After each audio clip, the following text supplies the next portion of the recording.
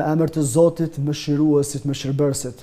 Shikues të nderuar, mirëmbrëma dhe mirë se vini në emisionin Në hijen e Ramazanit. Tema sonte do të jetë etika e sjelljes gjatë muajit të Ramazanit. Për të folur për këtë temë, kemi të ftuar imamin e nderuar Rashid Zylfiu. Mirë se erdhët. Mirë se gjeta, faleminderit për ftesën.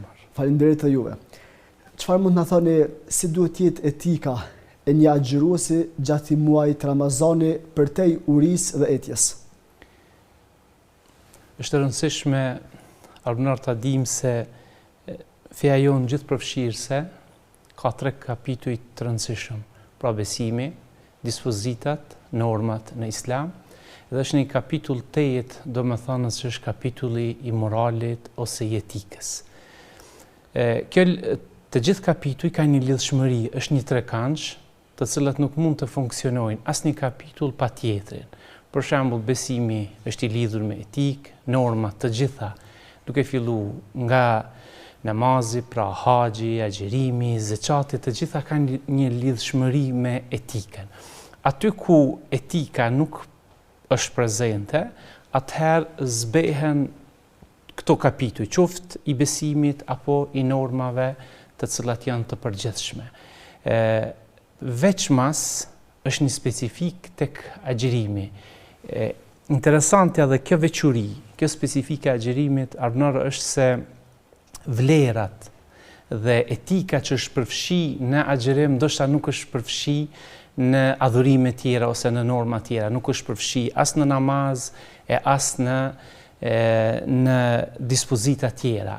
Pra kjo e bën më të veçantë këtë muaj dhe duhet besimtarit të ketë parasysh pra etikën e tij gjatë agjerimit, se nuk mjafton vetëm agjerimi, pra që ai të stopon veten e tij prej ushqimit, prej pijeve, kontakteve martësore gjatë ditës së Ramazanit, por duhet ta përfshi ose duhet të ecë së bashku me të edhe etika të cilën e ka parapa feja në kornizën e saj. Pra, a thoni jo dhe a nënkupton kjo se etika, sjellja është baza mbi të cilën ndërtohet edhe karakteri, personaliteti i njeriut, adhurimi e diçka tjetër? Nuk ka dyshim, besimtari veçohet me etikë.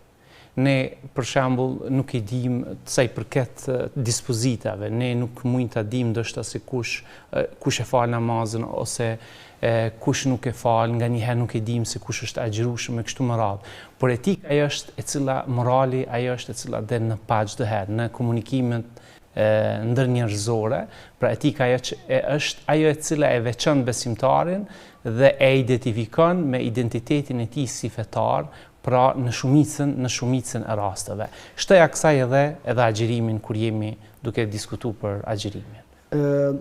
Nëse referohemi tek i dërguari i fundit Muhamedi alayhis salam, si këshillonte ai shokët e tij në raport me edukatën, sjelljen, apo kur ata gabonin apo diçka të ngjashme? Pejgamberi i Zotit, paqja e bekimet e Allahut qofshin mbi të, ishte tejet i kujdesshëm në implementimin ose vendosin e këtij rregulli, sepse siç thash, feja jonë është gjithëpërfshirëse dhe ai interesohej gjithherë pra që kjo përfshirje të jetë prezente në mesin e tyre. Duke u nis fillimisht nga vetja e tij, pra veçuria e profetit Muhammed ishte se ai nisej nga vetja e tij, pastaj nisej nga familja e tij, pastaj nga rrethi i ngushtë që ishin shokët e tij sahabët dhe nga njerëzit të cilët e rrethonin atë, qofshin ata afër ose ata të cilët ndoshta ishin edhe armiqtë e tij. Krejt këtë pejgamberi sallallahu alaihi wasallam e bënte që shokët e tij të ishin të veçuar përballë të tjerëve të cilët nuk ishin besimtarë. Dhe kjo i dalloi më vonë edhe pas vdekjes së profetit, ajo çfarë i dalloi shokët e profetit, pra sahabët, ishte etika dhe ajo çfarë e bëri që të implementohet ose të shpërndahet mesazhi i Zotit tek njerëzimi edhe pas vdekjes së profetit, pikërisht ishte sepse ata në shumicën e rasteve mesazhin e Zotit e përhapën, e shpërndahen me moralin dhe sjelljen e tyre. Sjellja e mirë, a nënkupton vetëm kur tjetri trajton mirë, apo përfshin në aspektin kur ndonjëherë mund të fyesh pa drejt, ndonjëherë mund të akuzohesh pa drejt? Dhe si mund ta ndëlidhesh këtë me fjalën e pejgamberit alayhis salam, duke dhënë mesazhin se nëse dikush ju fyn, thuaj un jam agjëruesëm. Si mund ta shpjegosh këtë? Nuk ka dyshim se ku jemi te etika e agjëruesit, profeti i Zotit në një thënie të tij tha se Zoti nuk ka nevojë që dikush nga ju ta lënë ushqimin edhe pijen përderisa ai nuk e lën gënjeshtën dhe të vepruarit me të. Në një rast tjetër, i dërguari i Zotit në një thënie të tij profetike tha se agjërimi është mburojë. Pastaj tha, nuk i takon besimtarit që ai të flasë fjalë të pahijshme, nuk i takon atij që të përdor gënjeshtrën, dhe çka është më e rëndësishmja, tha, e nëse dikush e sulmon atë ose ngatrohet për probleme të arsyeshme, ai alayhi salatu selam i dërguari i Zotit tha, le ti thot atij 3 herë, unë jam agjërueshëm, unë jam agjërueshëm, unë jam agjërueshëm. Kjo është edhe një moto jetës i nderuar armënar dhe duhet të jetë edhe pas agjërimit.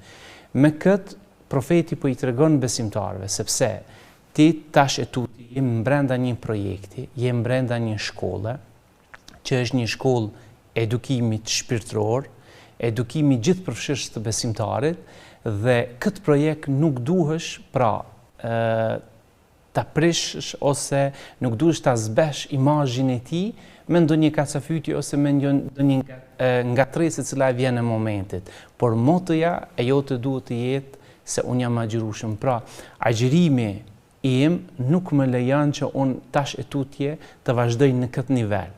Nëse dëshiron, e në një nivel tjetër, pra ku mund të diskutojmë, por jo ashtu si çdo dikush tjetër për me tërheq besimtarin me një zonë ose pozicion ku nuk i ka hija atij, qoftë në formën, qoftë në shprehjen e kështu me radhë. Pra, në një moment kritik, ritheksimi i fjalës unë jam agjërueshëm.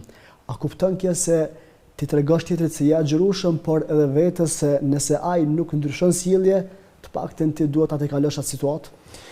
Nuk ka dyshim, ne përmendëm edhe në fillim se etika, normat, sjelljes duhen të jenë ato të cilën sikur hija e cila vije pas njeriu, edhe ato duhen të jenë prezente me ne.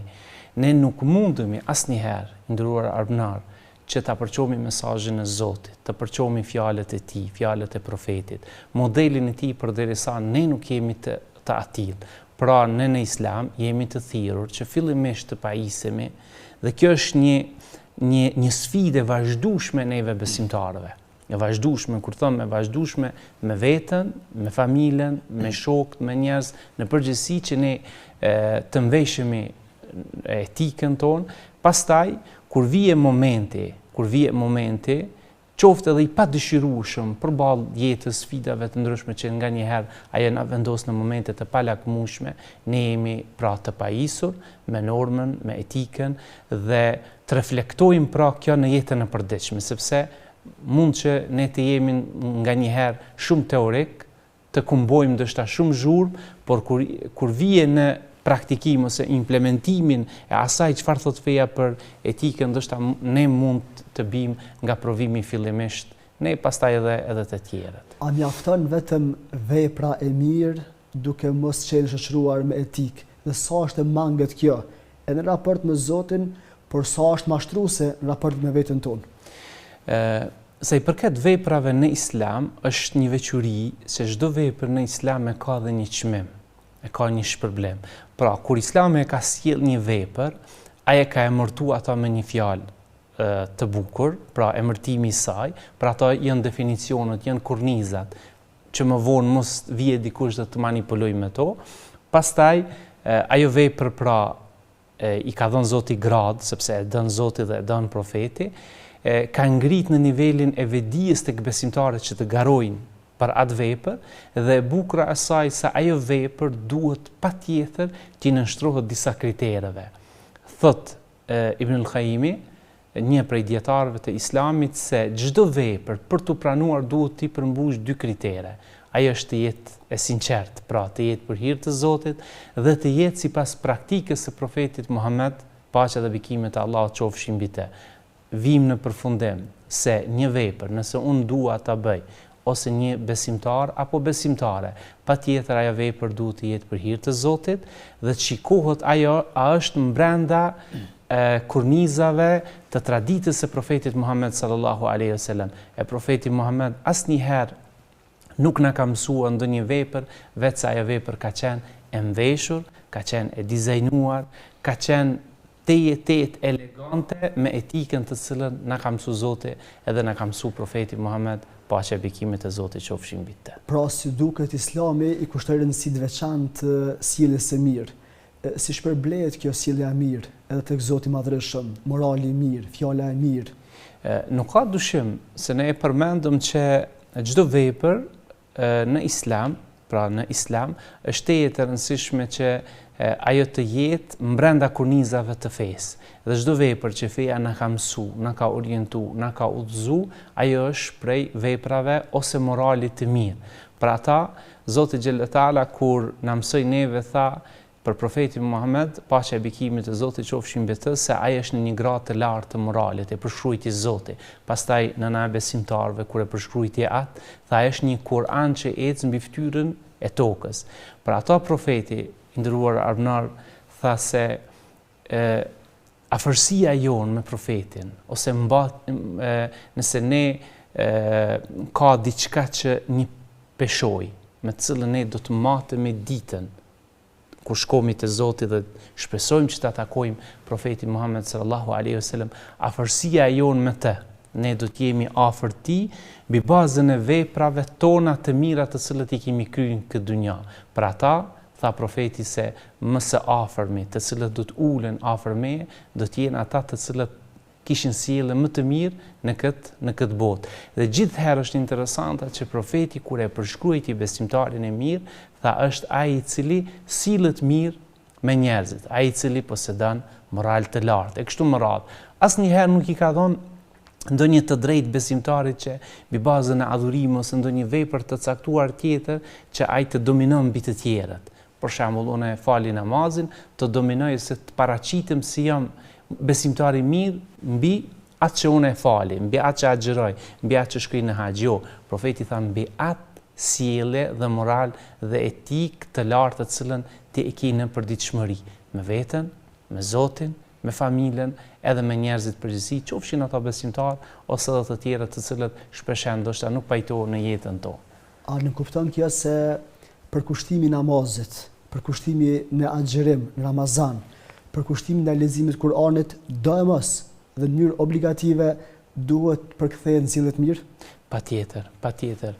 Nëse shikome estetikën e Islamit, bukurinë e fesë son, ajo shpesh herë edhe nga jashtë, të cilët ndoshta edhe nga vetë jo muslimanët, kur shohin pra këtë estetik, e veçojnë etikën që ne e përcjellmi gjatë adhurimit. Për shembull, nëse nalmi tek namazi jonë kryhet me një formë tejet interesante, tejet, eleganca e namazit, adhurimit tonë, që dallojnë nga adhurimet tjera të cilët i ka shpik mendja njerëzore.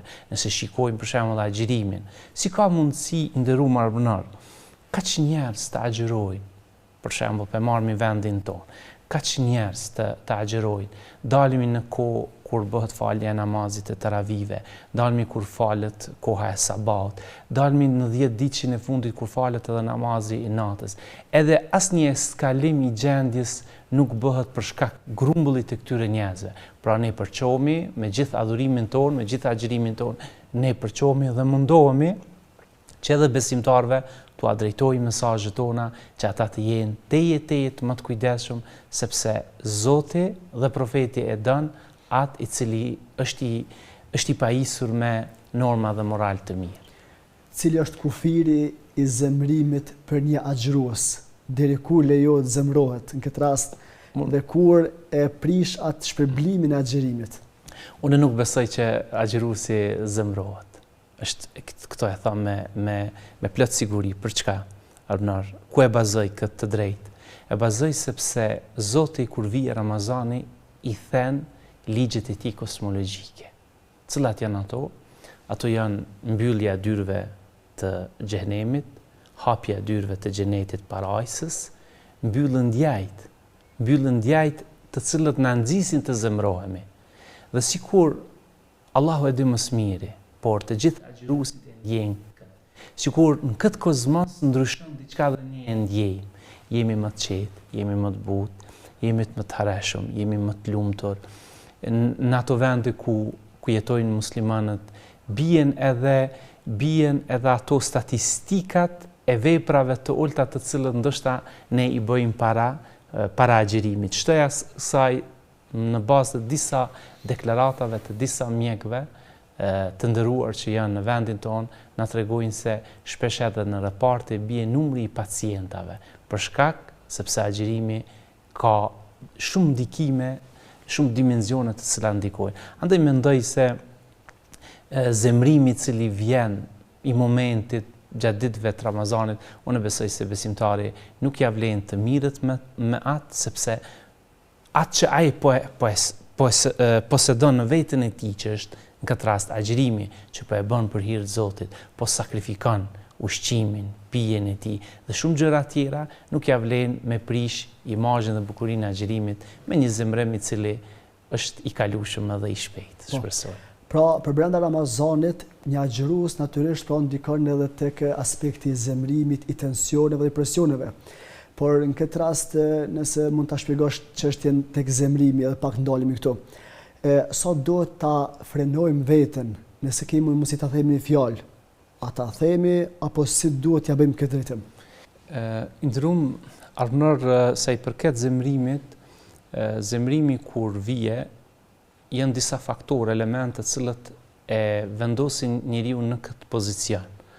Për ato referencat e fesë janë që ai i cili zemrohet, pra ta përmend Zotin, të merr abdes, nëse është në gjendje pra që qëndron kam të ndroj pozicionin e tij, të gjitha këto elemente ose këto këshilla fetare e bëjnë që njeriu ta ndryshoj gjendjen e tij, sepse zemrimi është një moment kur njeriu bën një veprim për të cilin shumë shpejt ai pendohet. Zoti e di më së miri, ndoshta feja dëshiron njeriu që në këtë moment të i kaloj këtë sfidë. Pra, sfidën e zemrimit, e cila mund me qenë hakmarrje, mund me qenë ego personale, e kështu me radhë, për të cilën njeriu gjendet në raste të caktuara të jetës së tij. Pra ata do të gjejmë në praktikat e profetit Muhammed, kur ai gjithherë këshillonte shokët e tij që mos u zemrani. Zemrimi është nxitje e djallit të mallkum. Sa i përket agjerimit, kur jemi ne, unë mendoj se agjerimi e ul nivelin e zemrimit. Ne këtë e kemi pa edhe në familjet tona. Për shembull, kur kemi qenë të vegjël, prindët tanë kanë qenë ndoshta në raport me neve, kanë pas një disiplinë, kanë qenë ndoshta më të ashpër në shumë vendime që ata i kanë marrë në jetën e tyre në raport me neve. Por në moment që vije Ramazani, ne si të vegjël gëzoheshim sepse ajo disiplinë ose ato rregullat të cilët kishin ekzistuar para Ramazanit, tash në Ramazan nuk ekzistojnë, për arsye se ata u bëjshin më të mëshirshëm, më tolerant me neve, kështu me radhë. Dhe besoj që edhe ne ky reflektim ndodh edhe në jetën e përditshme, ne e vremi pra në raport me njerëzit, sepse gjithherë ja kujtojmë vetes se jemi agjërueshëm. Dhe agjerimi në veten e tij nuk është ai stopim, ku tha profeti Zotit, pa e përmendim edhe një herë fjalën e tij, se Zoti nuk ka nevojë që dikush ta lënë ushqimin edhe pijen nëse ai nuk i lën gjërat të cilat siç është gënjeshtra dhe punë të vepruarit me të. Andaj këtu janë te domethënëse, sepse qëllimi i agjerimit nuk është që njeriu ta privoj veten e tij, pra që është definicioni i agjerimit, ta privoj veten e tij nga ushqimi dhe pija, por të reflektoj me veten në mesazhet që përcjell agjerimi, e të cilat janë të shumta, ku ne e dimë se agjerimi në vetë është një shkollë tejet e madhe, një shkollë e besimit, një shkollë e normave, por ajo më e bukur e saj është se agjerimi është një shkollë tejet edukative, për të cilën besimtarët për 30 ditë hyjnë në bankat e saj, mundohen pra të pajisen me mësimet, dhe më e bukur e saj është kur ne i tërheqmi këto mësime edhe pas agjerimit, ku siç e din se edhe shumë psikolog ka përmend se njeriu për ta ndryshuar një ves, për ta larguar nga vetja një të keqe, i nevojitën që së paku dikun 25 ditë të rri larg saj. E neve shpeshherë në shumicën e rasteve gjatë agjërimit nga e keqja arrim më shumë se 25 ditë. Cilët mund të jenë hapat konkret për të pas një sjellje të mirë, jo vetëm Ramazan, por edhe pas Ramazanit? Nuk ka dyshim se besimtari kur afrohet Ramazani, ai fillon me bëni parapërgatitje siç jemi në këtë muaj që ka emrin muaj Shaaban, kur dietarët të gjithë e kanë përshkruar si muaj parapërgatitjes për hyrje në Ramazan në shumë aspekte. Dhe e bukura e saj është arbënar që neve sa jemi brenda agjërimit, duhet ta pyesim veten se çfarë ne po kërkojmë për agjërimit. Thjesht, agjërimi nuk është një ndryshim i orarit të ushqimit, pra në syfyre dhe iftari, një interval kohor ku ne ndryshomi sistemin e ushqimit dhe pijes tonë, por agjërimi është në vete një sistem i ndryshimit të vetës sonë në raport me Zotin, në raport me vetveten dhe në raport me familjen. Çka është e bukur e saj, armënësi avlen cekët, se agjërimi në umetin e profetit Muhammed është muaji i ndryshimeve dhe muaji i projekteve. Nëse ndalmi nga fillimi, nga zbritja e Kuranit, ku ka zbrit projekti më i madh tek njerëzimi, që është zbritja e Kuranit në agjërim, pastaj, siç e dini në kalendarin ton gjatë agjërimit, pra në vaktin që i kemi të vendosur në muret e shtëpieve tona, janë data të shënuara të jetë rëndësishme, që janë pra disa luftra që e cekën në kalendarin ton musliman. Pastaj, shtoja kësaj është interesant atje se janë disa libra që dietarët i kanë grumbullu projekte të cilët i kanë bërë njerëzit ose muslimanët në Ramazan. Ka qenë traditë e hershme, kur dikush e ka fillu një projekt në Ramazan si piknisje, dhe pastaj pika e fundit saj ka qenë përfundimi atij projektit. Shumë libra, shumë xhamia, shumë dietar që kanë lind pra në muajin e shejtë Ramazanit, janë si projekte për të cilët më vonë pra ata kanë dhënë frytet e tyre, pa u ndarë dhe pa i përmend në detaje. Andaj e bukura e agjërimit është që ne si besimtar të dimë pse po agjërojmë. Agjërojmë për Zotin, agjërojmë se Zoti na ka ftuar, pastaj kërkojmë shpërblimin e Zotit.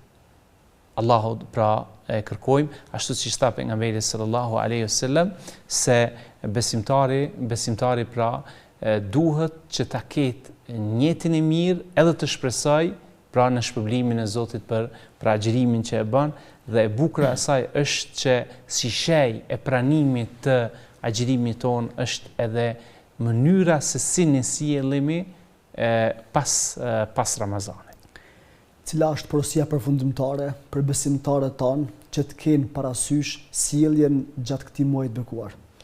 Gjithë besimtarët, fillimisht ja drejtoj vetes, pastaj familjes, shokëve, dashamirëve, gjithë ata që na përcjellin, që ne të reflektojmë, do thotë, më shumë me veten tonë, në raport me Zotin, pastaj të jemi nga ata të cilët mundohemi që çdo moment të përfitojmë nga ky muaj i shejtë i Ramazanit, ku ne do të jemi model në qoftë në vendin e punës, aty ku jemi në rrugë, në xhami, të jemi model edhe për të tjerë, ndoshta edhe për ata që nuk agjërojnë, të jemi një shkaktar që dikush të fillojë të agjërojë, dikush të udhëzohet në rrugën e Zotit për shkak sjelljes son, qoftë në Ramazan ose jashtë Ramazanit, sepse sjelljen e mirë, edukatën, etikën e do Zotin në qiell, e don profeti dhe e dojnë njerëzit e mirë pa marrë parasysh, ai është gjithherë mirëseardhër dhe gjithherë është e pranuar tek njerëzimin në përgjithësi.